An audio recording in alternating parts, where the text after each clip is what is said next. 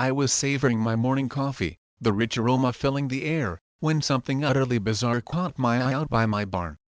At first, I actually rubbed my eyes, thinking the early hour was playing tricks on me. But no. There they were. Rows upon rows of stark white folding chairs, whimsical floral arches that looked like they belonged in a fairy tale, and a ridiculously long buffet table snaking along the outside of my weathered barn. A wedding.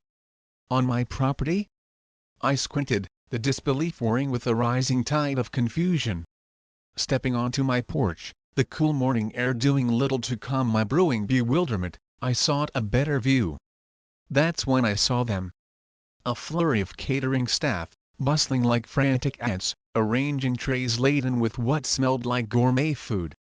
A cluster of people, their heads bent in concentration, meticulously placed centerpieces on the tables. And then, the unmistakable thump thump thump of a bass drum vibrated from inside my barn. My barn. The one I owned. The one nobody, had asked to use. I set my favorite mug down slowly, the ceramic clinking softly against the porch railing. A cold wave of irritation, sharp and unwelcome, washed over me. This wasn't some innocent misunderstanding. This was an outright invasion. I wasn't even part of the dreaded homeowners association that governed the neighborhood a mile down the road, yet somehow, I always seemed to be on the receiving end of their ridiculous antics. But today? Today felt like a new low. You see, I live on a sprawling few acres of land, just outside the HOA's suffocating reach. My property isn't subject to their endless list of petty rules, which, unfortunately, makes me a frequent target of their self-important president, a woman named Beverly. Beverly was the kind of person who treated the HOA like her personal fiefdom, complete with arbitrary fines, endless complaints about perfectly manicured lawns, and an uncanny, almost sinister, ability to strong-arm people into doing her bidding. But this? A full-blown wedding setup?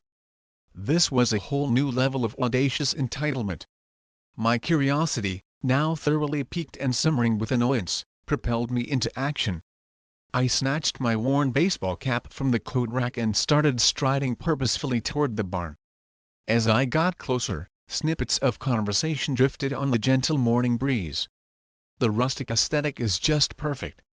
Someone gushed, their voice dripping with saccharine enthusiasm. The bride is going to love it. Another chimed in, we have to be extra careful with the cake.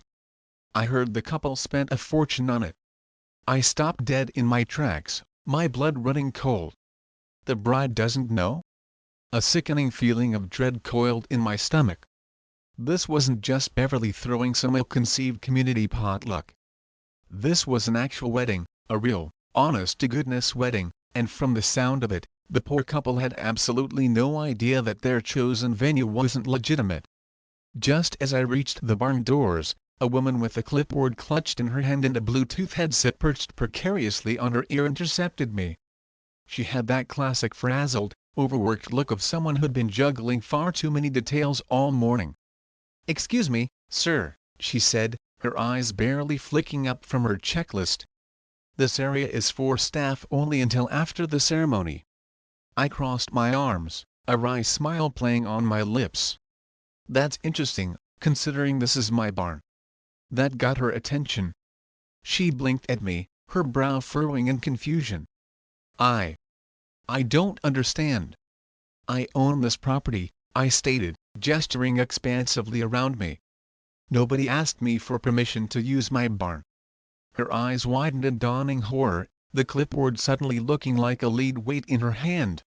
Wait. You're the owner? I was told this venue was reserved months ago. By whom? I already knew the answer, the image of Beverly's smug face flashing in my mind, but I wanted to hear her say it. The woman, her composure rapidly dissolving, stammered, "The woman from the HOA. Beverly, something like that," she said quickly, frantically flipping through her papers as if the answer would magically appear. "She handled all the arrangements." "Oh, of course she did," I muttered, taking a slow, deep breath to try and quell the rising tide of fury. I dealt with Beverly's overreach before, her constant stream of minor infractions and demands. But this was actual fraud. And right as I was teetering on the edge of deciding whether to start flipping tables or call the cops, I heard another voice, clear and a little bewildered. "Excuse me, what's going on here?" I turned to see a young couple stepping out of a sleek sedan. The bride, her face radiant with anticipation, was clutching a pristine white garment bag.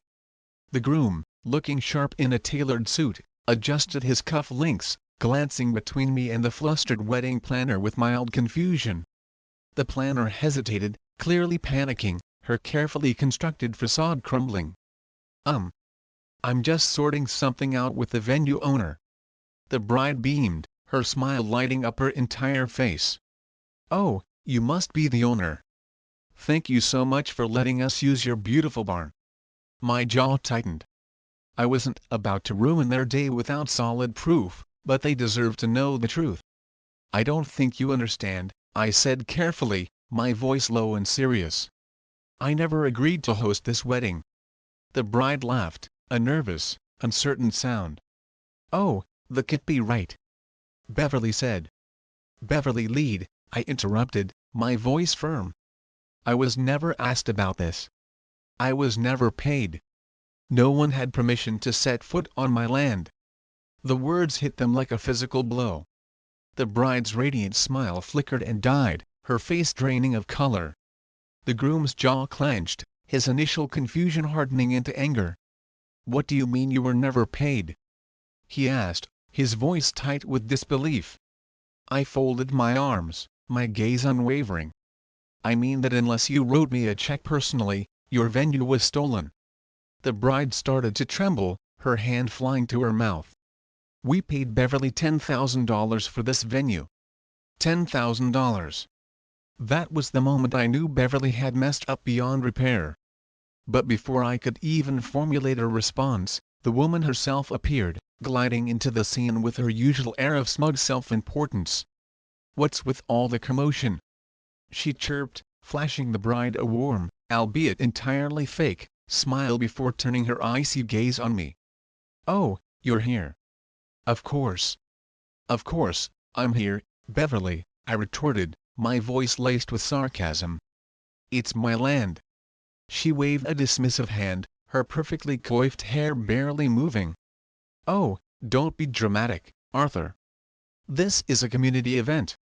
It's for a good cause." The groom turned to her sharply, his eyes narrowed. "Beverly, did you take our money without actually securing the venue?" Beverly's smile twitched, a hairline crack in her carefully constructed composure. "Don't be ridiculous, Kevin. Everything is under control." "It really isn't," I said, stepping closer, my voice dangerously low. "Beverly, you forged a venue rental agreement on land you don't own. That's fraud, trespassing, and a lawsuit waiting to happen." The bride, now visibly on the verge of tears, grabbed her fiancé's arm, her voice trembling. "What are we supposed to do? Our guests are arriving. We don't have another venue." Beverly scoffed, brushing imaginary dust off her impeccably tailored blazer. "Oh, stop whining, Olivia. He won't do anything. He's bluffing." She turned to me with a condescending sneer. "What are you really going to do, Arthur? Kick out a wedding? That would make you look so bad." I tilted my head, a slow, deliberate movement. "You really think I won't?" Beverly smirked, a truly unpleasant expression that revealed the depths of her arrogance. "You wouldn't dare." That was the moment I decided I wasn't just going to call the cops. Oh no. Beverly wanted to challenge me? She wanted to take advantage of my generally easygoing nature and assume I'd simply roll over? Then she was about to learn exactly how wrong she was. I turned on my heel and started walking toward the back of my property, a mischievous glint in my eye. Because if she thought I wouldn't do anything, she clearly didn't know about my goats. I walked away from the escalating chaos unfolding in front of my barn, but I wasn't leaving the situation alone. Oh no. I had a plan, a beautifully chaotic plan, one that involved my most enthusiastic residents. But first, I needed to see just how deep Beverly's web of lies went. Behind me, voices rose in panic. The wedding planner was frantically flipping through her paperwork, her face a mask of sheer terror. The bride was teetering on the edge of a full-blown meltdown, and the groom was beginning to put the pieces of Beverly's deceitful puzzle together. The guests were starting to arrive, their faces beaming with excitement, smiling and chatting, completely unaware that their perfect barn wedding was on the verge of utter collapse.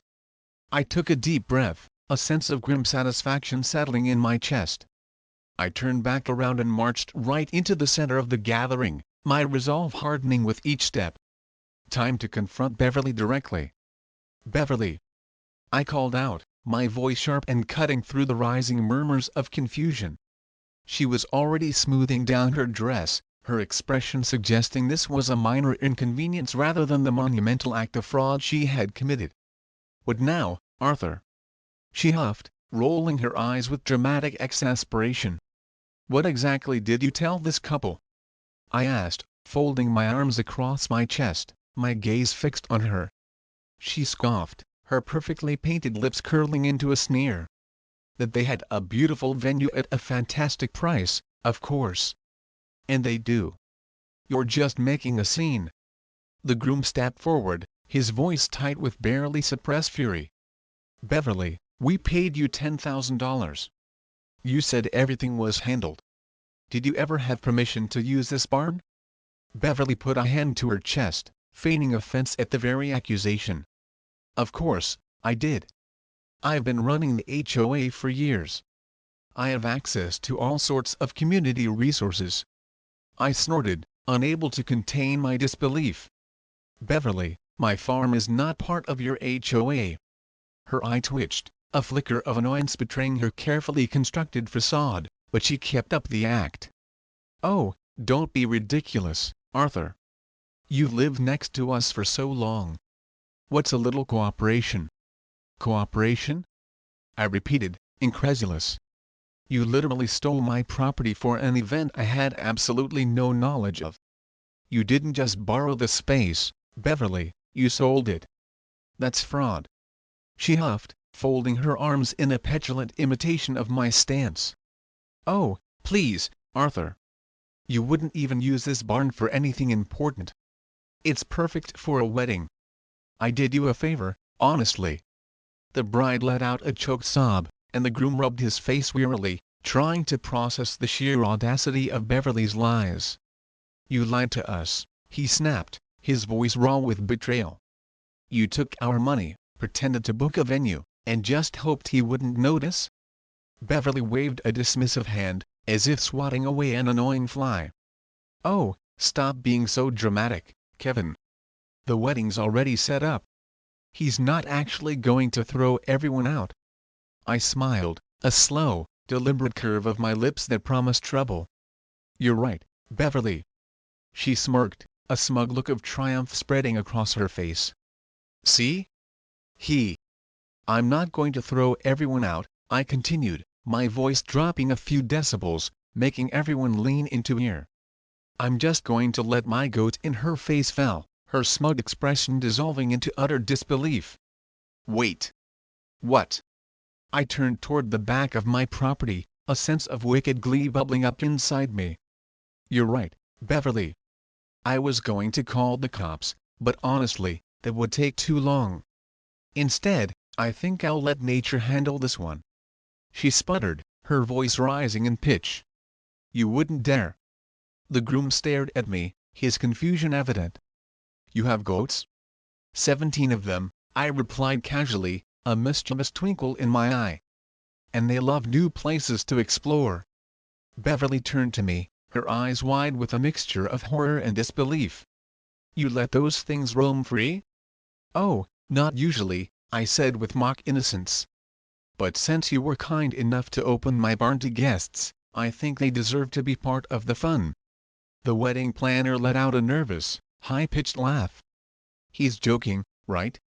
I smiled, a wide, genuine smile that held no humor for Beverly. "Nope." Then, I turned and started walking toward the back of my property, the anticipation building with every step. Behind me, I heard Beverly scrambling, her voice shrill with outrage. "This is ridiculous. I rented the space." "No, you stole it," I corrected without looking back, "and now you're about to see why that was a terrible idea." I reached the fenced-off area where my goats were kept. They perked up immediately, their ears twitching, sensing an opportunity for adventure. The biggest one, a hulking boar goat named Tank, stopped his hooves expectantly. He lived for new explorations. I unlatched the gate, and the stampede began. From behind me, I heard the first shriek of horror as my beloved goats charged toward the barn, their tails wagging with unrestrained joy, their tongues flicking out in anticipation of any edible morsel they could find. They scattered in a flurry of hooves and bleating, some making a beeline straight for the meticulously arranged buffet, others gleefully knocking over delicate floral decorations. The bride let out a strangled wail as one particularly aggressive goat, a mischievous little Nubian named Pickles, launched itself at the towering wedding cake, devouring the intricate frosting details in one glorious, messy chomp. A guest screamed as Tank, with a casual flick of his massive head, made eye contact and headbutted a white folding chair, sending it flying across the lawn. Another goat, a curious little kid we called Nibbles, grabbed the groom's tie, giving it an experimental tug. The DJ's speakers crackled ominously as one of my more adventurous goats decided the colorful chords looked particularly delicious. Pandemonium. Utter, glorious pandemonium. Beverly's shriek of rage could have shattered glass. "Stop them! Stop them right now!" I crossed my arms, leaning against a nearby tree, a picture of serene indifference amidst the chaos. "Not my problem, Beverly. You rented the space, remember? It's your responsibility now." She whirled on me, her face livid, contorted with fury. "You absolute lunatic! You're ruining a wedding." I raised an eyebrow, my voice calm amidst the bleating and screaming. "No, Beverly. You ruined a wedding. I'm just reclaiming my barn." The groom, who had been trying to untangle his tie from Nibbles' persistent tugs, finally lost it. "I can't believe this," he muttered, turning to his bride, his face a mixture of disbelief and dawning anger. "We got scammed. Beverly took our money, gave us a stolen venue, and now we're goat food." The bride, still in shock, whispered, her voice barely audible, "We're suing her." Beverly snapped her head toward them, her eyes blazing. "Excuse me?" The bride's eyes, previously filled with tears, were now ice cold. "No, Beverly, excuse you. You lied to us, you scammed us, and now you've ruined our entire wedding. You better believe we're taking you to court." Beverly's mouth opened and closed like a fish gasping for air, her carefully constructed composure finally shattering. The wedding guests had all scattered, some frantically trying to capture the chaotic scene on their phones, others running for safety, their fancy attire no match for the farmyard invasion. The buffet was a disaster, the decorations were in tatters, and just then, as if on cue, the flashing lights of a police car appeared at the end of my driveway. The moment Beverly saw the flashing lights, her bravado crumbled. I smirked, a feeling of righteous satisfaction washing over me. "Oh look, Beverly! The real party guests are here." Two uniformed officers stepped out of the car, surveying the scene with expressions of utter bewilderment. One looked at the half-eaten wedding cake, the other glanced at the goat still happily munching on a fallen chair. The first officer sighed, pinching the bridge of his nose. "Okay, what exactly is happening here?" I leaned against the barn, gesturing to the unfolding disaster with a theatrical sweep of my arm. "Well, officer, these folks trespassed onto my property and set up a wedding without my permission. I figured I'd let my natural security system handle it." The officer rubbed his temples, his gaze shifting between me and the bewildered wedding guests. "So, you're saying this isn't a wedding venue?" "I'm saying this is my private property," I replied calmly, "and this entire event is illegal." The bride wasted no time, her voice trembling with indignation. "She took our money. She scammed us." She pointed a trembling finger directly at Beverly, her face full of righteous fury. The officer turned to Beverly, his expression stern. "Ma'am, do you have a legal contract with the property owner?" Beverly opened her mouth, floundering for an explanation. I, this is a misunderstanding. We had an agreement." I pulled out my property deed from my back pocket, the crisp paper crackling in the sudden silence. "Not with me, you didn't." Beverly paled, her eyes wide with panic. The officer frowned, his gaze hardening. "Ma'am, you need to come with us." Beverly let out a strangled sound, a mixture of rage and desperation. And as she was cuffed and led toward the police car, my goat tank, as if offering a final, delicious commentary on the situation, took one last, triumphant bite out of the ruined wedding cake. Perfect timing. As the officers guided Beverly, sputtering and protesting, towards their patrol car, the chaos inside the barn continued its glorious reign. My goats, now fully unleashed and reveling in their newfound freedom, were living their absolute best lives. The wedding guests? Not so much. Tank, my largest and most enthusiastic goat, having thoroughly enjoyed the wedding cake, had now set his sights on the buffet table, regarding it with the confident air of a king surveying his kingdom. He stomped forward, his hooves clattering against the wooden floor of the barn, a determined glint in his eye. One of the catering staff, a young man with flour dusting his apron, made a valiant attempt to block Tank's advance. "No, no, no. That's not for you," he pleaded, waving his hands frantically. Too late. With one swift, decisive headbutt, Tank sent an entire platter of meticulously arranged artisanal cheeses and crackers flying. The tray flipped mid-air, scattering food like confetti across the bewildered guests. Several guests shrieked, diving out of the way to avoid the airborne snacks. Another goat, Pickles, with an almost artistic lack of care, had discovered a towering display of champagne glasses.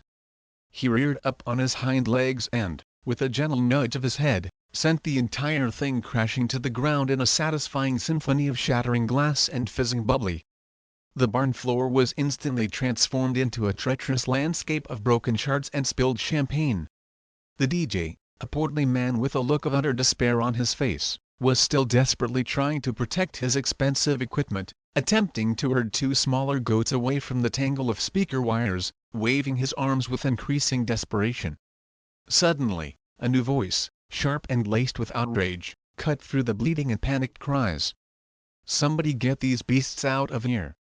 The mother of the bride, her once elegant lavender dress now splattered with frosting and what suspiciously looked like goat droppings, stood in the center of the barn, a picture of utter disarray. Her elaborate hat was askew, and her pearl necklace rattled with every frustrated gesture.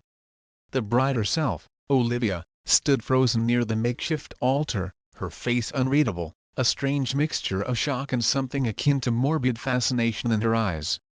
Her fiancé Kevin was still engaged in a tug-of-war with Nibbles, the tenacious goat refusing to relinquish his grip on the groom's tie. The remaining wedding guests had completely abandoned the pretense of a peaceful ceremony. Some were recording the unbelievable scene on their phones, their faces a mixture of horror and amusement, while others had already retreated to the relative safety of the parking lot, their high heels and formal suits proving woefully inadequate for navigating a farmyard invasion. Beverly, now handcuffed and sitting in the back of the police car, was still trying to argue with the officers, her voice shrill and indignant. "You don't understand. I'm the HOA president. This is an important community event." One officer, leaning against the car door, glanced at me, a weary expression on his face. "She does this kind of thing a lot, huh?" I smirked, shaking my head. "Oh, you have no idea." Beverly whirled on me, her face contorted with fury. "You're a monster, Arthur. You just ruined these poor kids' wedding." I arched an eyebrow, my voice dripping with sarcasm. "I ruined it? You mean you, the person who stole $10,000 from them, lied about having a venue, and thought I'd just go along with it? I was helping them." "Helping them?" she shrieked, her voice reaching a fever pitch. The groom finally lost his remaining shred of patience. "Beverly, shut up. Silence descended, a momentary lull in the goat-induced pandemonium. Even the goats seemed momentarily stunned by the outburst. Beverly's mouth fell open in shock. The bride wiped at her eyes, a flicker of something akin to hope in her gaze, and turned to me. Is there any way we can still have our wedding? I looked around the barn. It was in shambles. The buffet was obliterated, the decorations had been chewed, trampled, or outright devoured. But the people who mattered, Olivia and Kevin, they were still here. While clearly traumatized, they were standing together, and I could see the wheels turning in Kevin's head. The guests who remained had a look I recognized, one of those "this is a complete disaster, but it's kind of hilarious" expressions. And my goats? Well, they had definitely made their presence known. I sighed, running a hand through my hair. Look, if you're still willing to roll with the punches, I can try to salvage something. Olivia blinked, her voice filled with disbelief. You'd let us stay? I shrugged. It's my barn. If you're willing to help clean up this rustic experience, we might be able to turn this around. Kevin looked at Olivia, a hopeful question in his eyes. You okay with that? She sniffled, then slowly nodded, a small, determined smile gracing her lips. Yeah, I think I'm the DJ, still clutching a speaker wire like a lifeline, shouted from the corner. If we can keep the goats off my equipment, I can still play music. A groomsman, who had previously been hiding behind an overturned table, raised a half-empty bottle of champagne. Honestly, this is already the most memorable wedding I've ever been to. A hesitant ripple of laughter spread through the remaining guests.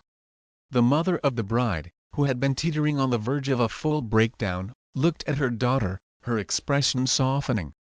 Sweetheart, are you sure?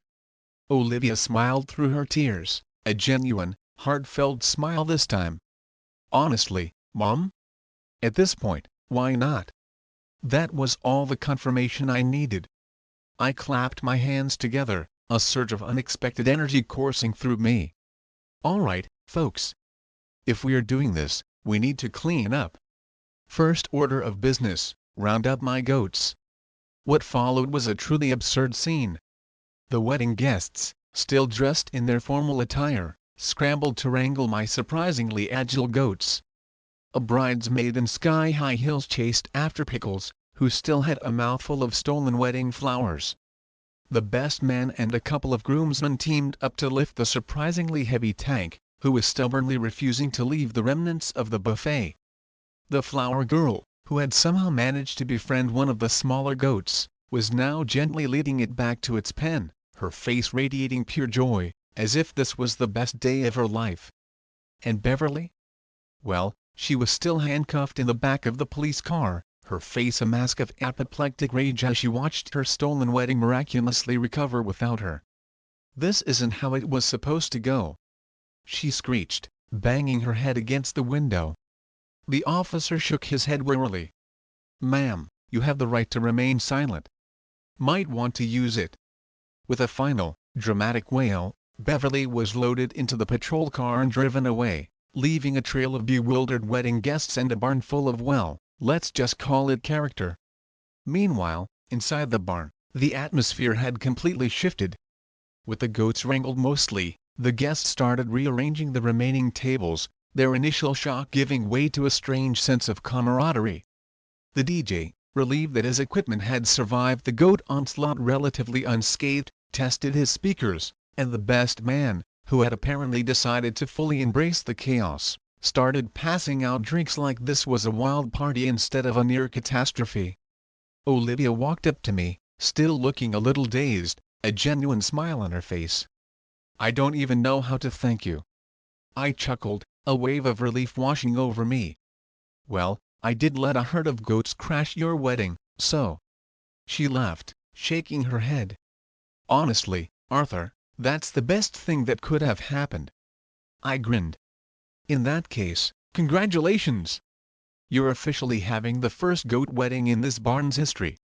As the sun started to dip below the horizon, casting long shadows across the farm, with music playing, drinks flowing, and absolutely zero HOA presidents in sight, I had to admit, maybe this wedding, against all odds, would turn out perfect after all. The sun was beginning to set, painting the sky in hues of orange and purple, casting a golden glow over the slightly battered but still standing barn. The unexpected wedding festivities continued, the earlier chaos somehow morphing into an unforgettable, uniquely rustic celebration, one that the guests would undoubtedly be recounting with laughter for years to come. But while Olivia and Kevin were bravely salvaging their big day, there was still one loose end to tie up: Beverly. I turned my gaze toward the police car, now a distant speck on the road, where she sat seething, no doubt plotting her revenge. The officers had finished their paperwork, and from the grim set of their jaws, reality had finally begun to sink in for Beverly. She was in serious trouble. The officer nearest to me sighed, clicking his pen shut. "All right, Arthur, here's the deal," he said, rubbing his temples wearily. "We've got her on trespassing and fraud. That phony venue contract alone is enough to charge her. And considering she took $10,000 from this couple under false pretenses? Yeah, she's in deep." I crossed my arms, a feeling of satisfaction settling in my chest. Good. She's been pulling this queen of the HOA act for years. It's about time she faced some consequences. Olivia and Kevin had walked up beside me, listening intently. Kevin, who had been simmering with anger for hours, finally let out a slow, deliberate breath. "We're pressing charges," he said firmly, his voice resolute. Beverly lunged against the car door, her face pressed against the window like an unhinged cartoon villain. "You can't do this to me!" she shrieked, her voice muffled by the glass. "I was helping you." Olivia gave her a look of absolute disgust. "Helping us? Beverly, you lied to us, you stole our money, you left us venue-less on our wedding day." Beverly scoffed, rolling her eyes as much as the confines of the police car would allow. "Oh, please. It still turned out fine. Just let it go and enjoy your day." Kevin clenched his fist, his knuckles turning white. "You think we're just going to let it go? You took $10,000 from us. That was our honeymoon money." Beverly blinked, momentarily stunned. "Wait. You don't have more money?" Olivia threw up her hands in exasperation. "What do you think? We saved for years for this wedding, and you stole from us like it was nothing." Beverly's expression flickered, just for a fleeting second, with something that almost resembled regret. But then, just as quickly, her usual entitlement returned. "Well," she huffed, tilting her nose in the air, "it's not my fault you didn't have a backup plan." Olivia lunged forward, her anger finally boiling over, and I barely managed to put an arm out to gently restrain her. The officer cleared his throat, his expression stern. "Okay, before things really get out of hand, Beverly, you're being charged with fraud, trespassing, and," he glanced back at the wedding planner, who was standing nearby with her arms crossed, looking thoroughly vindicated, "looks like we might be adding additional charges once we look into this phony contract." Beverly's face twisted in a mask of pure rage. "This is ridiculous. I'll have you know that I'm a respected figure in this community." The officer deadpanned, "Ma'am, we literally just arrested you in front of half the neighborhood." At that moment, a new voice joined the conversation, a voice that held a distinct note of satisfaction. "Well, well, well. What do we have here?" A small group of HOA board members had arrived, their faces a mixture of concern and barely concealed glee, led by none other than Beverly's longtime nemesis, a no-nonsense woman named Eleanor, who had been waiting for an opportunity like this for years. Eleanor adjusted her glasses, looking far too pleased with the unfolding drama. "Beverly," she drawled, her voice dripping with barely suppressed triumph, "you do realize that HOA funds cannot be used for personal profit, right?" Beverly went rigid, her eyes widening in alarm. "What are you talking about, Eleanor?" Eleanor smiled sweetly, a truly terrifying sight. "Oh, you didn't think we'd notice that rather large transaction you moved from the HOA Community Fund last month? You know, the exact amount you so generously secured from this lovely couple?" Beverly bland, her carefully applied makeup suddenly looking patchy. That's different. That was It's very different, Eleanor said smoothly, cutting her off. Because it looks like you just embezzled from the HOA. Beverly let out a strangled sound, somewhere between a gasp and a scream. The officer glanced at Eleanor, then back at Beverly, his eyebrows raised. Ma'am, is there anything legal about what you've done in the past few months? Beverly's mouth opened and closed like a fish out of water. Kevin, his arms still crossed, exhaled sharply. I want every penny back, he stated, his voice firm. Oh, you'll be getting more than that, Eleanor said, still looking far too smug. Because once the board officially removes her as HOA president, which we will be doing immediately, we'll be suing her too. Beverly let out an actual screech, a sound that sent a shiver down my spine. You can't do this to me. The officer sighed, closing his notepad. All right, I think we're done here. Let's get her out of here before she bursts a blood vessel. The wedding guests, who had been not so subtly watching the entire exchange from the sidelines, erupted in cheers as the police car finally pulled away, taking Beverly and her fraudulent queen of the HOA nonsense with it. Olivia turned to me, shaking her head in utter disbelief. I still can't believe this happened. I gave her a lopsided grin. Honestly? I can. But hey, at least your wedding is now officially the most legendary event this town has ever seen. Kevin chuckled, finally letting go of some of the tension that had been gripping him for hours. Yeah, and honestly? This was so much better than some stuffy, fancy venue. The DJ, ever the optimist, threw a hand in the air. Are we partying or what? The remaining guests roared in approval, and just like that, the music kicked back on. Olivia and Kevin, finally able to breathe without the suffocating weight of Beverly's lies, joined their guests as the wedding miraculously continued. Eleanor patted my arm, a genuine smile on her face. You know, Arthur, I think you just did this town a huge favor. I smirked. All in a day's work. Though I will be charging a goat security fee if anyone else tries this nonsense. She laughed, a hearty, genuine laugh. Fair enough. As I stood back, watching the absolute mess that had somehow, against all odds, turned into a wedding, I couldn't help but feel a sense of profound satisfaction. Beverly was gone. Justice had been served. And most importantly, Tank got to eat an entire wedding cake. A win for everyone, really. The party raged on well into the night, and against all odds, the wedding was a resounding success. The guests, initially horrified by the goat invasion, had fully embraced the chaos, their laughter echoing through the barn. People danced inside, sipping drinks that had miraculously survived the earlier catastrophe. The DJ, a true professional, was blasting music like nothing had ever happened. Even Olivia and Kevin, after the most disastrous start to their wedding day imaginable, were laughing, holding each other close, and genuinely enjoying themselves. I stood off to the side, watching the heartwarming scene with a quiet smirk. If you had told me this morning that my barn would be the place to be tonight, the epicenter of the most talked about event in town, I would have called you crazy.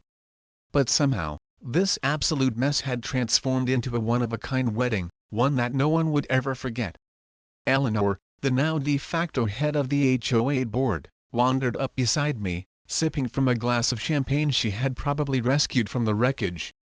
You really outdid yourself, Arthur, she said, nudging me playfully with her elbow. Who knew a goat stampede would be exactly what this town needed? I chuckled. You mean exactly what Beverly needed? She grinned, a mischievous glint in her eye. Oh, absolutely. Speaking of Beverly, I turned my gaze toward the now very Beverly-free wedding and let out a satisfied sigh. The HOA had officially removed her as president. Turns out, embezzling HOA funds is a great way to lose both your position and your standing in the community. The moment word got out that she had stolen money not just from Olivia and Kevin but also from the HOA itself, she lost every ounce of the power she once wielded. In fact, I heard she was already packing up to move out of the neighborhood. The HOA had voted her out, and without her precious title, she wasn't sticking around. "Think she'll end up in jail?" I asked, raising an eyebrow. Eleanor swirled her drink thoughtfully. "Doubtful. But she'll definitely be in court for a while. The HOA is suing her for the money she misused, Olivia and Kevin are suing her for fraud, and I wouldn't be surprised if the wedding planner presses charges too." I smirked. "That's good enough for me." Tank, still happily digesting what must have been half the wedding cake, trotted up and nudged my leg affectionately. Eleanor grinned. "You know, Arthur, you really should start charging people for goat security. I think you've got a solid business model here." I scratched Tank behind his ears. "You know, Eleanor, that's not a bad idea." Olivia and Kevin, still dressed in their slightly disheveled wedding attire, made their way over to me, hand in hand. Olivia had finally relaxed, her face still glowing with the remnants of laughter and adrenaline. "I still don't know how to thank you," she said, shaking her head in disbelief. "I mean, I know you didn't exactly plan for this to happen, but you saved our wedding in a really, really weird way." I chuckled. "I'll admit, this wasn't how I planned to spend my Saturday, but hey, I wasn't about to let Beverly get away with it." Kevin nodded, his arm wrapped around Olivia's shoulders. "And honestly, this turned out way better than I ever expected. I mean, we got scammed, then our wedding got destroyed by goats, but somehow it was perfect." Olivia grinned, her eyes sparkling. "Legendary, actually." I grinned back. "So, does that mean I get to put goat wedding coordinator on my resume?" Kevin laughed. "Absolutely. And if you ever want to rent out this barn for real, let us know. We'll recommend you to everyone." I smirked. "I'll consider it. But next time, it's a strict no Beverly policy." Olivia held up her drink in a toast to a Beverly-free future. Eleanor, Kevin, and a few nearby guests lifted their glasses in agreement. The music shifted to a slower song, and the happy couple moved toward the makeshift dance floor, the space once covered in chaos now magically transformed into something beautiful and romantic. I watched them for a moment, a warm feeling spreading through my chest, then turned back to my barn. It was a little worse for wear, but honestly, it had seen worse. And at the end of the day, it had survived the Beverly apocalypse, which was more than most people could say. As the party continued, a few of the remaining guests started tentatively mingling with the goats, snapping photos and laughing as Tank once again tried to steal someone's drink. It hit me then, this wedding, for all its disasters, had turned into something truly special. And I had a feeling that years from now, when people talked about the greatest weddings they'd ever been to, this one would be at the very top of the list. I let out a long breath, finally feeling the tension from the day leave my shoulders. The stars were out now, the air was crisp, and the sounds of laughter and music filled the night. Beverly was gone, the HOA had been purged of its tyrannical leader, the wedding had been saved, and best of all, Tank had finally passed out from his epic wedding cake food coma. I clapped my hands together, feeling nothing but pure satisfaction. "Yep," I muttered to myself, a grin spreading across my face. "Best wedding ever." And with that, I turned and walked toward the barn, where I suspected one last piece of cake might be waiting for me. Because honestly, after today, I had definitely earned it. Valuable lesson: sometimes, the most unexpected and chaotic events can lead to the most memorable and authentic experiences. And never underestimate the power of a well-placed herd of goats when dealing with a truly entitled individual. What would you have done if Beverly stole your barn for a wedding? Would you have unleashed the goats, or do you have an even more creative form of payback in mind? Let me know in the comments below. She bulldozed my fence. That was the first thing I saw when I turned onto my street. My jaw dropped. My foot remained frozen on the brake, because where there had once been a majestic black iron fence, hand forged over 100 years ago, there was now nothing but twisted steel, cracked cement, and one very smug woman standing beside a construction crew, sipping on iced tea like she'd just won a gardening contest. "Finally," she said, smiling at me as I got out of the car. That ugly thing was gone. "You're welcome." I blinked. She didn't look panicked. She didn't look confused. No, she looked proud. Deborah, the self-declared queen of our HOA, had apparently declared war while I was gone for the weekend. What she didn't know, and what would come crashing down on her like a freight train in the days to come, was that she hadn't just destroyed a fence. She had just destroyed a protected piece of American history, and that was a federal crime. 3 days earlier, life was quiet, peaceful, even if you didn't count the occasional HOA newsletter dictating the acceptable shades of beige one could paint a mailbox. I lived in a home passed down to me by my great-uncle, a professor of history and lifelong preservationist. The house itself was charming, with its Gothic Revival architecture, stained glass windows, and a turret that probably had a ghost. But the real jewel? The fence. It wrapped around the property in elegant black curves, decorated with fleur-de-lis rosettes and rivets, each one individually hammered by a Civil War-era blacksmith whose great-grandson still gave walking tours in the neighborhood. Most people loved it. Tourists took selfies in front of it. History buffs came from across the state just to see it. Even the local historical society listed it on their pamphlet. But not Deborah. No, Deborah hated the fence from the day I moved in. She treated it like an act of rebellion. According to her, it violated the HOA's Visual Harmony Clause, a term she invented herself and used to bully residents into conforming to her bland, cookie-cutter version of suburban paradise. She hated individuality. She hated character. And most of all, she hated being ignored. I had ignored her, not rudely, just casually. She came over once with a list of suggested fence colors that better suited the community vibe. All of them beige. I thanked her, shut the door, and never brought it up again. That was mistake number 1. Mistake number 2 was underestimating just how far Deborah was willing to go to assert her control. It started small.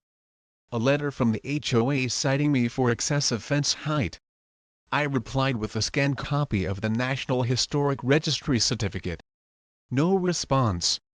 Then came the fines, $50 a day for non-compliance. My lawyer laughed. "They can't enforce that," he said.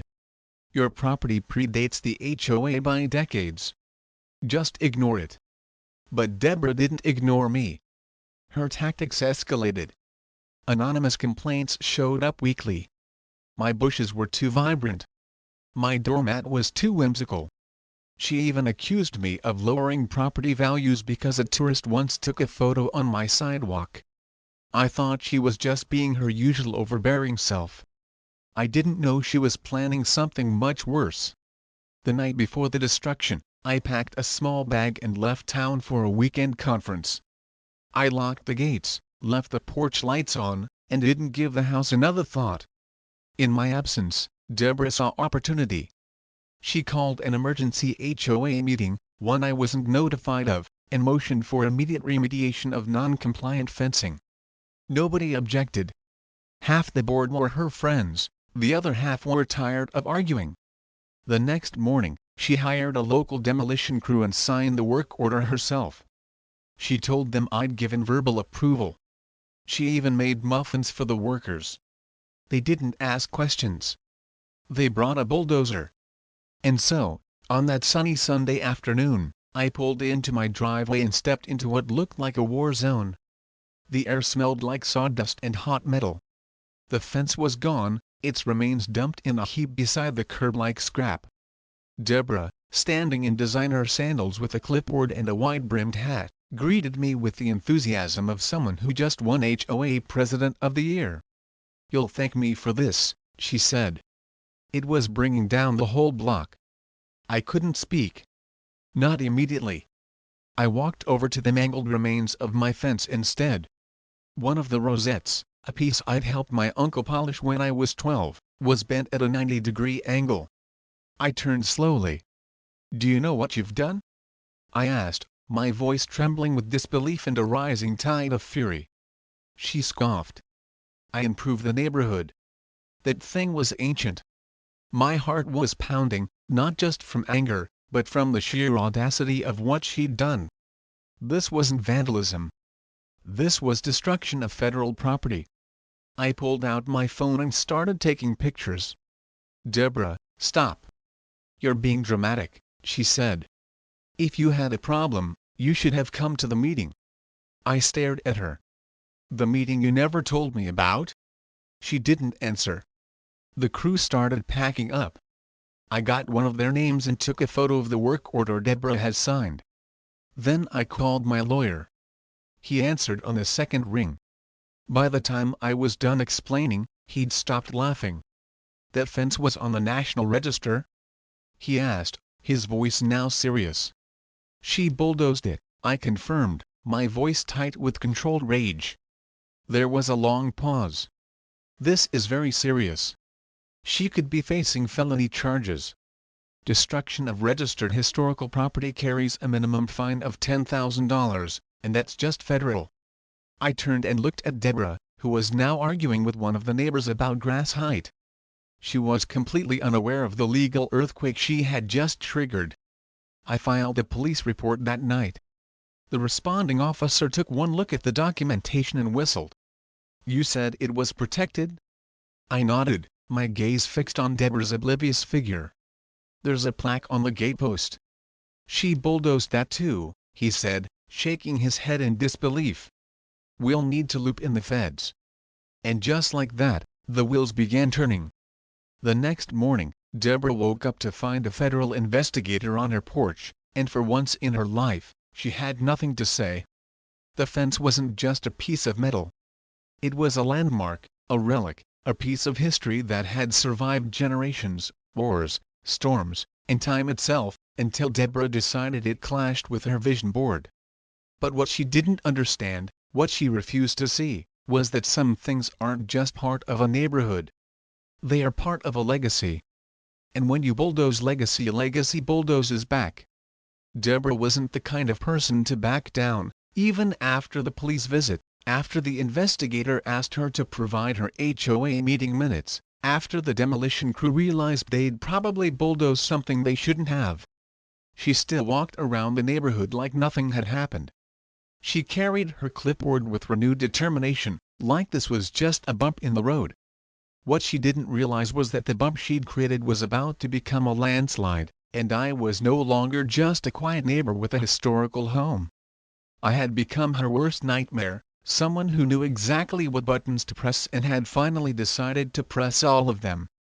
The week following the fence demolition was a circus of passive-aggressive warfare. Deborah doubled down on her authority. I received 3 more violation letters. One accused me of displaying unauthorized seasonal decorations.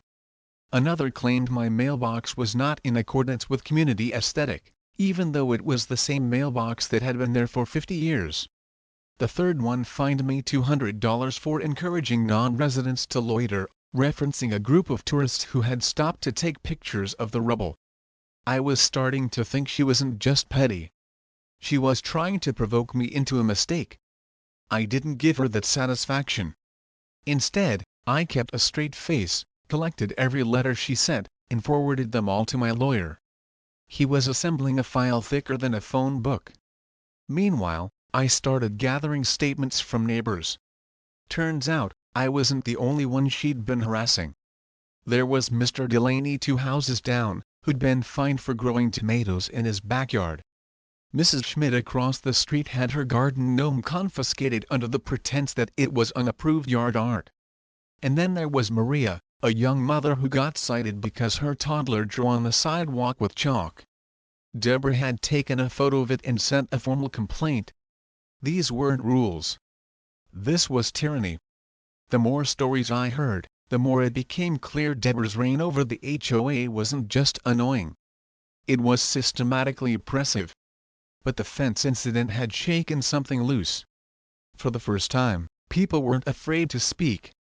I started receiving anonymous notes in my mailbox, stories of unfair citations, threats of fines, forced repainting, pressure to conform. Deborah had ruled through intimidation, but now she'd made a mistake loud enough that people were waking up. I didn't just want justice for my fence. I wanted her gone. But before I could take the fight public, I had to prepare, and that meant proving she had no legal grounds for what she'd done. The historical registry papers were solid, but I needed to make the case airtight. I returned to City Hall and requested records for my home, the HOA charter, and zoning laws. That's when I found something interesting. My house, along with 5 others on the block, had been built before the HOA was even established. According to the documents, any historical landmark predating the HOA charter was exempt from HOA structural regulations. Not only was my fence legal, it was untouchable. Armed with that information, I sent Deborah an official cease and desist letter through my lawyer. Her response? Another violation notice, this time accusing me of weaponizing legal jargon to disrupt community harmony. That one made me laugh. I was starting to think Deborah lived in a separate reality where her rules overrode federal law. I also began to suspect she didn't understand the seriousness of what she'd done. Most people would panic after federal agents knocked on their door. Deborah just added more tulips to her garden and hosted a tea party for the HOA board. It was at that tea party where things took a turn. A neighbor I trusted, let's call him Jake, managed to get invited. He said the event felt less like a social gathering and more like a war council. Deborah, red-faced and furious, ranted about entitled residents with outdated houses and how they were ruining her vision. She even floated the idea of creating a historical exception clause that would override existing laws. Of course, such a thing didn't exist, but Deborah had never let legality get in the way of her fantasies. That same night, a notice appeared on the community bulletin board announcing a special HOA vote. The topic? Neighborhood beautification and standardization, which in Deborah language meant more restrictions, tighter control, and likely a retroactive justification for bulldozing my fence. She was trying to rewrite the past, dress it up in bureaucracy, and make her crimes look like progress. I knew I couldn't stop the vote alone, so I did what any reasonable person would do. I turned the neighborhood into a political battlefield. I printed flyers detailing Deborah's history of abuses, from the garden gnome crackdown to the chalk fiasco. I attached photos of the destroyed fence side by side with documents from the historical registry. I dropped them in every mailbox. I even created a slideshow presentation and offered to speak at community gatherings. Some people were skeptical at first. Deborah had always painted herself as the community's protector. But facts have a way of cutting through lies, and once people saw the receipts, the tide began to turn. 2 days before the vote, Deborah struck again. A construction crew showed up at my house with a work order to remove unauthorized lawn fixtures. I asked to see the order. It was unsigned. When I called the company, they said the request had come from the HOA president. I stood in front of my porch with my phone recording and told them if they touched anything, I'd have them arrested. They left. I posted the video online. It went viral. By now, even the local news had picked up the story. Suburban HOA war erupts over historic fence demolition, read the headline. Deborah hated the attention. She built her empire in the shadows, using confusion and fear. The spotlight made her stumble. But she wasn't done yet. On the day of the vote, Deborah arrived wearing a pearl necklace and her trademark smug smile. She carried stacks of new proposals, printed and bound like she was unveiling a master plan. But this time, people didn't clap. They didn't even smile. The room was quiet, tense, and when the vote began, I realized something magical had happened. People had stopped being afraid. They were angry. They were awake. I watched as neighbor after neighbor walked up and marked their ballots. Deborah's hands trembled. She tried to joke, to charm, to explain. No one listened. The results came in, her proposal was rejected by a landslide.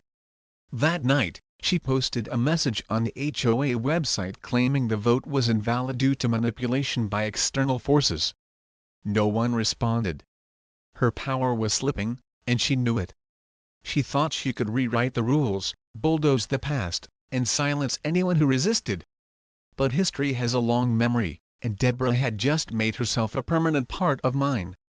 Deborah must have thought her stubborn smile could outlast the truth, but the truth doesn't blink. It marches forward with documents, dates, signatures, and consequences. And now that machine was rolling toward her faster than she could dodge. After the failed vote and the viral attention, I thought she might finally retreat, maybe even apologize. But no, Deborah wasn't wired that way. Instead, she called a press conference on the neighborhood lawn. I'm not joking. She actually set up a folding table, unfurled a banner that said Community Preservation Committee, and handed out cupcakes while declaring herself the true victim in what she called a fence hysteria campaign. She claimed I had faked the historical documents and that the whole thing was a smear job to unseat her as HOA president. The woman had officially lost her grip. Unfortunately for Deborah, the federal government doesn't care about cupcakes. The agents returned the following week. This time, they weren't just asking questions. They were collecting evidence. They requested access to HOA records, demanded copies of meeting notes, financial statements, and communication logs. Deborah, still in her pearl necklace and delusion, tried to stall. She said the HOA office was being deep cleaned and that some records had been accidentally shredded. That was when things went from embarrassing to criminal. The feds weren't just looking into the fence anymore. They were starting to look into everything. And there was a lot to look into. With the help of my lawyer, we submitted a formal request for a forensic audit of the HOA's finances. It turns out the HOA had collected over $70,000 in just fines in just the past 3 years. A huge chunk of that money was supposedly spent on community improvement, but when the ledger came back, it told a different story. One entry labeled neighborhood well-being enhancement was actually the purchase of an outdoor hot tub. Another labeled emergency aesthetic fund turned out to be a $55,000 landscaping bill for Deborah's personal yard. There were receipts, bank transfers, and credit card charges, all pointing back to one person. It didn't take long before the community started whispering louder. People were furious. This wasn't just about a fence anymore. Deborah had misused their money, bullied them with phony citations, and destroyed part of the town's heritage. Residents started showing up at HOA meetings they used to ignore. They demanded answers, and Deborah tried to talk over them, claiming it was all a misunderstanding. But her voice didn't carry the same authority anymore. Every sentence sounded like an excuse, and every smile felt like a lie. Meanwhile, the investigation continued to deepen. The Department of the Interior sent a representative to survey the damage to the fence. He walked the perimeter with a clipboard, shook his head repeatedly, and took dozens of photos. He told me that the fence had been listed on a regional landmark tour for over 2 decades. Its destruction wasn't just vandalism. It was classified under federal statutes protecting historic structures. That meant felony charges, and not just for the person who gave the demolition order, but potentially for everyone who executed it without proper permits. The demolition company quickly flipped. Their manager submitted a signed affidavit stating they were misled by the HOA president and had been shown falsified documents implying they had legal clearance to proceed. They even provided a copy of the order signed by Deborah with a post-it note saying, "Urgent. Owner verbally approved." That note was the smoking gun. My lawyer nearly dropped his coffee when he saw it. It proved intent. It proved Deborah knew she had no legal standing. And it proved that everything she'd done had been carefully, arrogantly orchestrated. By now, Deborah's friends on the HOA board were jumping ship.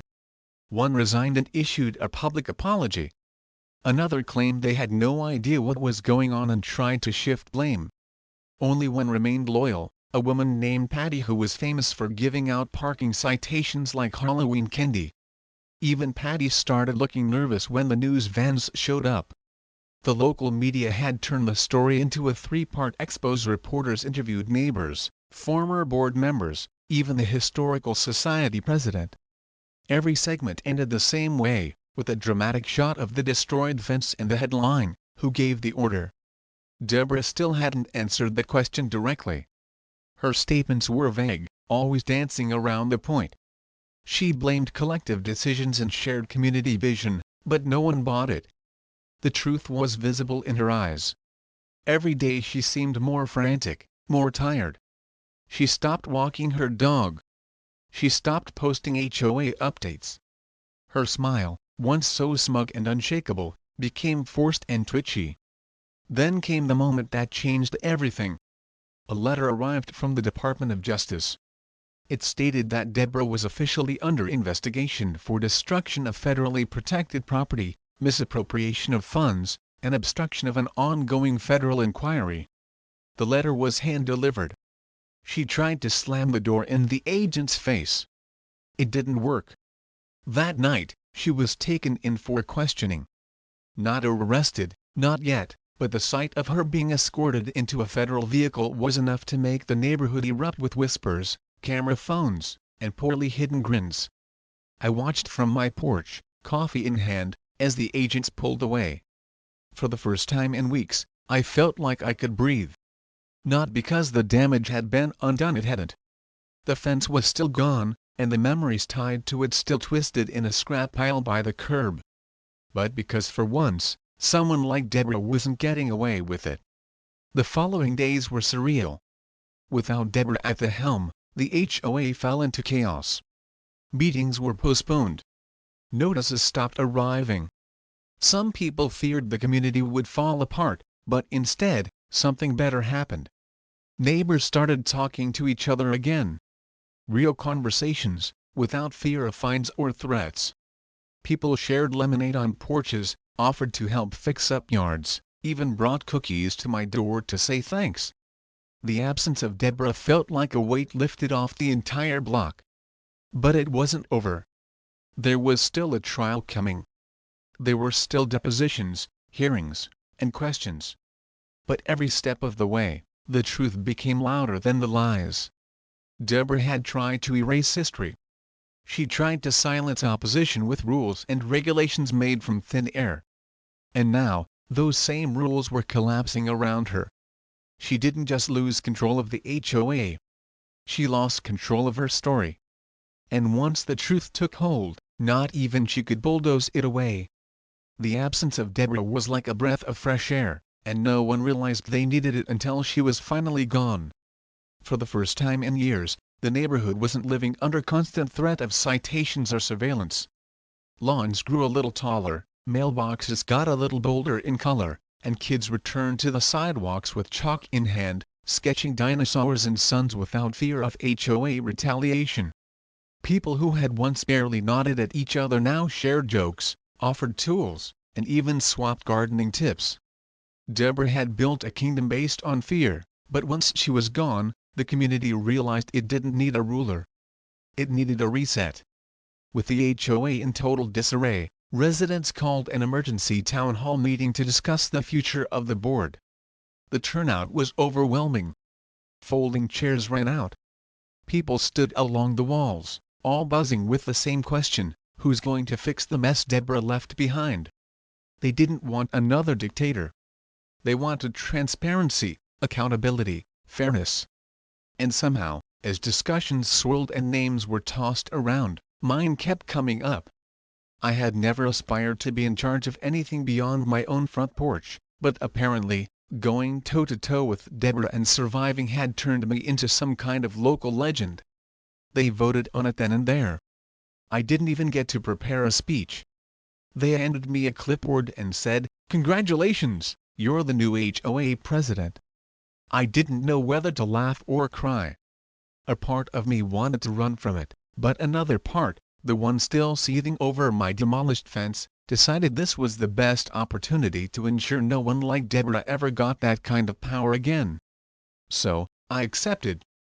And I made a promise, not just to the neighborhood, but to myself: we were going to rebuild everything Deborah tried to destroy, and we were going to do it together. The first order of business was transparency. We published all HOA records online. Every dollar spent, every decision made, every meeting agenda. It was all out in the open. We created a suggestion box that wasn't just symbolic. Every note was read aloud during meetings, even the ones written in crayon. And surprisingly, people responded. They cared. When given the chance to speak, they spoke, and they didn't just complain. They offered solutions, real ones. Someone even suggested a neighborhood to a library so folks could borrow equipment instead of buying their own. Another offered to lead weekend classes on basic home repair. The block transformed from a paranoid surveillance state into a genuine community, and the change was almost too fast to believe. But the one thing everyone wanted most was justice for the fence. Not revenge, justice. They didn't just want an apology. They wanted to make things right. So, we got to work. I reached out to the Historical Society and secured a grant for restoration. Volunteers from the neighborhood helped clean the site, clear debris, and prepare the ground for reconstruction. A local blacksmith, inspired by the story, offered to help recreate the original design using techniques true to the time period. The pieces started coming together, one by one, like the neighborhood itself damaged, but not broken. Weeks later, we held a dedication ceremony. The new fence stood tall, proud, and more beautiful than ever. We installed a small spotlight to illuminate it at night, along with a plaque that told the story, how it was built, how it was destroyed, and how a community came together to restore it. The crowd applauded. Some even teared up. I gave a short speech, mostly off the cuff, thanking everyone for standing up when it mattered. Then someone shouted, "We should name it the Deborah-proof fence." And laughter erupted. Of course, Deborah herself didn't attend. She had become somewhat of a recluse since her legal troubles began stacking up. Her trial was still pending, but the court of public opinion had long since convicted her. Her once perfect lawn was overgrown. The house that used to scream status now whispered neglect. A for sale sign sat crooked on her front yard for weeks without interest. People said she paced around inside, watching us through the curtains. She was no longer feared. She was pitied. And if that wasn't poetic, I don't know what was. But her shadow hadn't entirely vanished. One day, a few weeks after the dedication, I found a typed letter in my mailbox. No return address. It was a rambling complaint about the new community garden violating property values, filled with passive-aggressive phrasing and thinly veiled threats. I recognized the tone immediately. Deborah was trying to stir trouble from behind the scenes. I chuckled and filed it in a folder labeled nonsense. But I also took it seriously, because people like Deborah don't change. They adapt. And I wasn't going to let her slither back in. We passed a new amendment to the HOA bylaws, limiting presidential powers, requiring board decisions to have a minimum quorum, and preventing any one person from holding office for more than 2 terms. It wasn't about locking Deborah out. It was about locking tyranny out forever. And just like that, the organization she used to control became the very structure that would keep her away. With the HOA stabilized and the community thriving, we started celebrating small wins. A neighbor hosted the first block party in years. Someone brought a karaoke machine. Kids decorated their bikes and paraded down the street. We even got a bounce house, and no one was fined for it. At one point, someone unveiled a cake shaped like the historical fence, complete with fondant fleur-de-lis and little chocolate rivets. It was ridiculous and perfect. That night, as I sat on my porch watching families laugh and kids chase fireflies, I felt something I hadn't felt in a long time: peace. Not the kind that comes from silence or distance, but the kind that comes from belonging, from knowing that the people around you aren't just neighbors. They are allies. And that even when things fall apart, they can be rebuilt stronger than before. The battle with Deborah had started over a fence, but it had revealed something deeper. It wasn't about metal or property lines. It was about power and what people do when they have too much of it. It was about courage and how hard it is to stand up when you feel alone. And it was about resilience, the quiet, stubborn kind that says no matter how much damage is done, we can always put things back together. Deborah thought she could bulldoze history, but what she really did was awaken a neighborhood. And that was something no clipboard, no rule book, and no power trip could ever undo. Just when the dust had finally settled, and the neighborhood had begun to enjoy its newfound peace, the kind that comes only after chaos has been dragged into the light and dealt with, Deborah did something no one expected. She came back. Not in person, not with loud announcements or surprise visits, but through quiet, sneaky little acts that reminded everyone she wasn't quite done. It started with the mailbox. One morning, I found mine stuffed full of anonymous violation slips, each one listing absurd infractions like improper curb appeal and non-regulation outdoor lighting. They weren't official. They had no HOA seal, no signature, no date. But they were printed on the exact same paper the old notices used to come on. The font was the same. The tone, unmistakably Deborah. It was like receiving ghost mail from a dictator who'd been dethroned but refused to stay buried. At first, I laughed it off. I tossed the notices in a drawer, figuring it was just one last desperate attempt to feel relevant. But then other neighbors started getting them too. Rachel down the street received citation for excessive wind chimes. Mr. Delaney got one for patio furniture misalignment. No one had reinstated those old rules. No one on the board had issued these letters. Deborah was doing it all in secret, trying to spark confusion and fear like she used to, hoping maybe, just maybe, people would fall back into line. But the neighborhood wasn't the same anymore. We were smarter now, sharper. We didn't just laugh. We acted. One of the neighbors set up a camera near the community bulletin board. Another installed a motion detector on his porch. A few nights later, it paid off.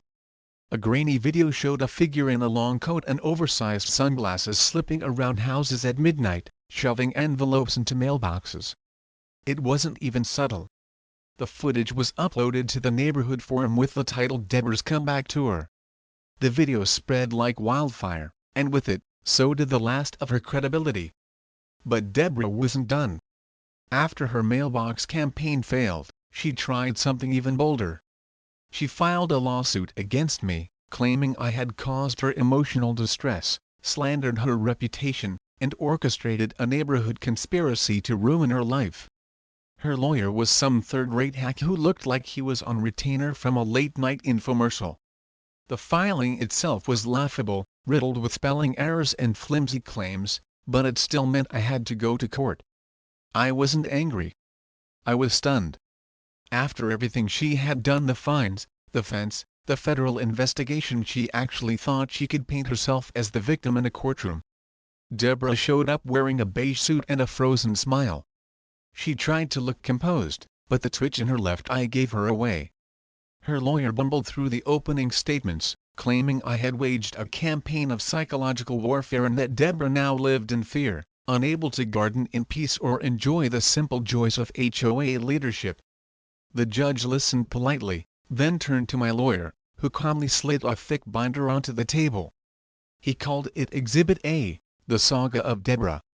Inside were screenshots of her fake notices, sworn testimonies from neighbors, financial records from her misuse of HOA funds, photos of the destroyed fence, and most damning of all, the video of her sneaking through the neighborhood like a wannabe spy. The judge flipped through the binder slowly, page after page, until he finally looked up. His face said it all. He didn't even need to hear the rest. Deborah's case was dismissed on the spot, and she was fined for wasting the court's time. As she stormed out, her heels echoing louder than her words, no one followed her. No one comforted her. The woman who once ruled the neighborhood with citations and condescension now walked alone. Back in the neighborhood, her house went up for sale again. This time, someone added a sticky note on the sign that read, "Includes free popcorn." Worthy backstory. It stayed there for a week before rain washed it away. People stopped avoiding her street. Kids played near her yard again. The silence around her property was no longer fear. It was freedom. To celebrate the final nail in Deborah's coffin, the neighborhood hosted a proper block party. This time it was bigger than before. There were bounce houses, food trucks, games for the kids, and a massive banner that read, "Welcome back, Sanity." At one point, someone unveiled a cake shaped like the original iron fence, complete with edible rust and sugar flowers. I was asked to give a speech, something short to mark the occasion. I stepped onto the makeshift stage and looked out at all the people who, not long ago, were strangers quietly enduring the tyranny of a clipboard-wielding bully. I told them the truth, that the fence was never just a fence. It was history. And when Deborah destroyed it, she tried to erase more than metal. She tried to erase identity, legacy, voice. But what she didn't expect was that her bulldozer would awaken something stronger. That in trying to silence one house, she ended up waking a whole neighborhood. People cheered. Some clapped just a little too hard. And then the DJ kicked in with a playlist of songs everyone could agree on, none of which were HOA approved. The most surreal moment came weeks later when I saw a tour group stop in front of the new fence. They stood quietly as the guide explained its story, how it had stood for over a century before being destroyed by an overzealous HOA president, and then rebuilt by the very people she tried to control. The guide pointed to a small plaque we installed beneath the gate. It read, "This fence stood against time and against tyranny. Rebuilt not by one, but by many. May it remind us that power lies with those who stand together, not those who stand over." I lingered at the edge of the crowd, listening to them take photos, whispering amazement at the absurdity of it all. One woman asked, "Did someone really get arrested over this?" The guide smiled. "Not arrested, not yet. But the story isn't over. It never is." Deborah's story had become a cautionary tale, a reminder of what happens when power is unchecked. But ours had become something more, a story of resilience, community, and yes, a little bit of well-deserved revenge. We weren't just a neighborhood anymore.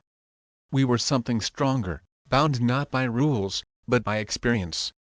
And every time someone new passed by that gate, the fence told them a story that no one could bulldoze again.